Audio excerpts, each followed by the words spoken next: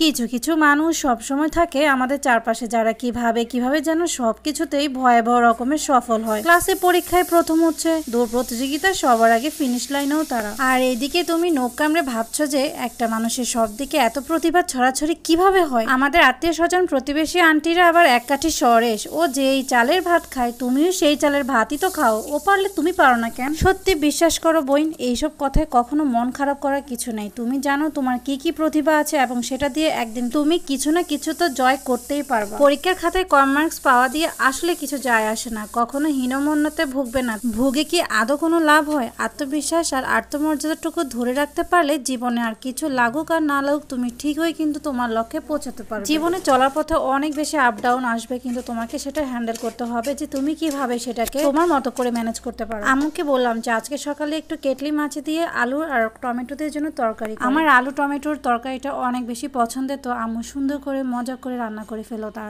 আজকের ভিডিওটা এ পর্যন্তই। আল্লাহ হাফেজ।